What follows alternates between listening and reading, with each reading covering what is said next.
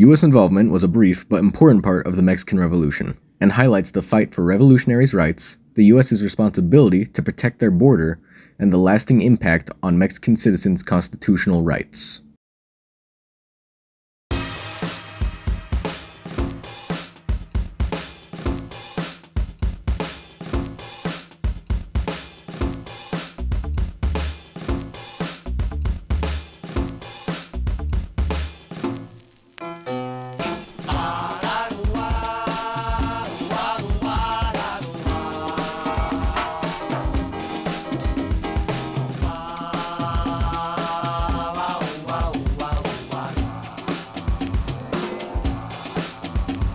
Having risen to power in 1877, José de la Cruz Porfirio Díaz Mori established a powerful political machine in Mexico all the way until 1911.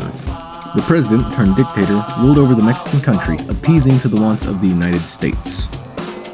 The years between the rise of Díaz's power and the 1910 general election were known by historians as the Porfiriato years. Under Díaz's rule, wealthy landowners of Mexico and other upper-class individuals in Mexico benefited from Díaz's rule and open foreign policy, especially towards the United States. Hacienda owners in the South were also greatly benefited by Díaz's rule.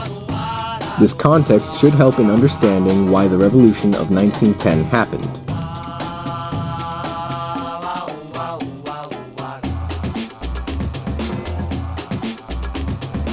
During an interview in 1908, 80-year-old Porfirio Díaz stated that there would be an election. Francisco Ignacio Madero Gonzalez ran for presidency, and in 1910, after provoking the government, Madero was arrested and lost the popular vote in a landslide, losing 18,000 to 100 in terms of votes. After his release, Madero created the Plan de San Luis Potosí, a call to revolt. Its slogan, Sufragio efectivo, no reelección. Unfortunately, the revolt was a failure and few people actually showed up. But it wasn't all bad, as the idea of a revolution slowly gained more hope, especially from revolutionaries such as Pascual Orozco and the soon infamous Pancho Villa in the north, like in Chihuahua, and they moved their poor, mostly untrained armies to attack Porfiriato military garrisons and other government buildings. Additionally, Emiliano Zapata in the south was already leading a bloody fight against caciques, rural political leaders. Between November of 1910 to May of 1911, battles were waged between the Mexican Federal Army, the Federales, and the various revolutionaries. Furthermore, Madero had undermined the Porfiriato and, with the help of his brother, Gustavo Madero, discredited Díaz to some success, even getting business conglomerate Standard Oil to have talks with Gustavo. John Womack's book, Zapata and the Mexican Revolution, goes as far as to say that the U.S. government, quote, bends neutrality laws for the revolutionaries. A few of the battles occurred in areas like in Ciudad Juarez and Chihuahua, and in the spring of 1911, a breakthrough came as revolutionary forces took Ciudad Juarez, Díaz was forced to flee, and Madero was made president of Mexico.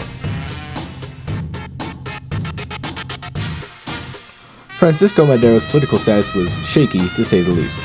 That may have been one of the reasons that U.S. President William Howard Taft's U.S.-Mexico ambassador, Henry Lane Wilson, did everything in his power to sabotage Madero's new regime. Wilson was a distinguished diplomat, being U.S. minister for both Chile and Belgium, along with ambassador for Mexico during his later political years. U.S. President Taft appointed Wilson as U.S. ambassador to Mexico in December of 1909, and very clearly enjoyed Porfirio Díaz's rule. So, it shouldn't be all too surprising that the ambassador, who served under U.S. presidents like William McKinley, Theodore Roosevelt, and Taft, would dislike the new regime of Mexico. And spoiler alert, it is widely believed that had Wilson not staged his propaganda or supported future President Victoriano Huerta, Madero would have not been assassinated.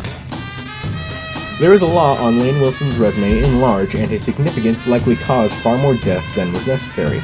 Novelist and former member of the Senate of the Republic of Mexico, Martin Luis Guzman, went as far as to say that Lane Wilson, quote, believed that the first obligation of the Mexican Republic was to remain quiet and in order, because that was in the interest of the foreigners who had come here with their capital and their work and had given the country the little progress that it enjoyed and all the prestige it had in the world.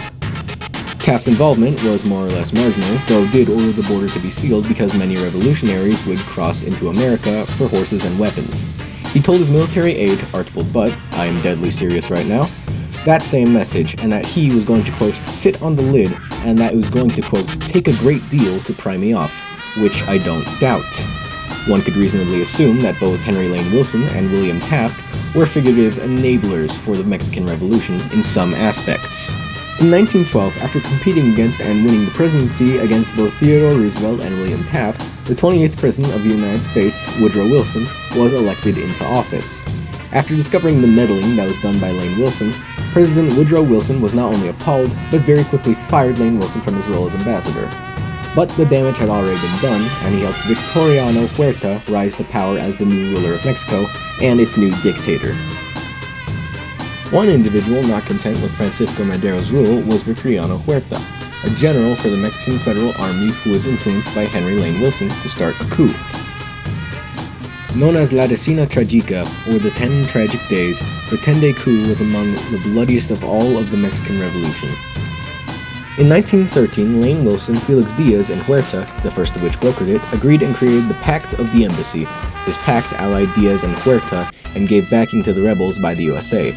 Shortly soon after, Lane Wilson was fired. With the rebels allied and Huerta recognized by most of the world, Madero and his VP, Jose Maria Pino Suarez, were forced to resign. But they weren't exiled. While being transported to prison, Madero and Suarez were killed. In April of 1914, the United States had reached a fever pitch of opposition to Huerta when American Marines took and occupied the port of Veracruz to try and stop a German cargo ship. The occupation devolved into a 7-month stalemate, with almost 200 Mexican soldiers and 19 Americans getting killed. Despite the occupation, the cargo ship still landed at a different port and dropped off its supply of US-made rifles. There is quite a bit more surrounding this conflict, but in interest of time we are going to skip over that. What's important is that in summer of 1914, Huerta left Mexico and fled to Germany. The relationship between the United States and Mexico was complicated, especially after the Battle of Columbus in 1916, in which some of Villa's forces raided the new Mexican town. It wasn't a particularly large battle, especially compared to the others in the Revolution, but it spoke volumes. The battle enraged Americans nationwide and even President Woodrow Wilson himself, who sent Brigadier General John J. Pershing to lead an army to find and capture Pancho Villa. It was known as the Punitive Expedition. The army was about 10,000 in strength and lasted about 10 months, failing to capture Villa. The expedition did scare off the Villistas into never raiding Americans again, but it was still unsuccessful in capturing Villa himself, and about 38 other raids were carried out by other revolutionaries. U.S. President Woodrow Wilson initiated the National Defense Act of 1916, which called for the expansion of the Army and National Guard in response to the raids on the border by the Mexican rebels.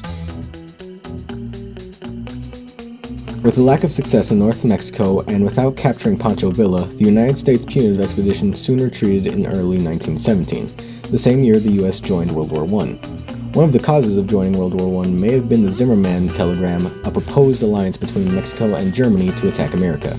Thankfully, Mexico rejected the alliance, stating that there would be no benefit to an alliance, and because they had already witnessed what the United States can do, thanks to the Punitive Expedition.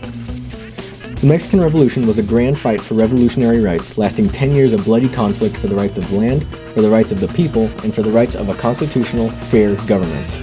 The revolution highlighted the responsibility that the United States has to protect its free borders by enacting the National Defense Act and chasing the antagonists and the ones who raided our borders multiple times. Finally, the lasting constitutional impacts on citizens in Mexico went with the 1917 Constitution and further iterations of the Mexican Constitution, which granted the Declaration of Rights, sovereignty to Mexico, and the separation of church and state. These rights, which had been extensively fought for, began a new era of Mexico and U.S.-Mexican relations.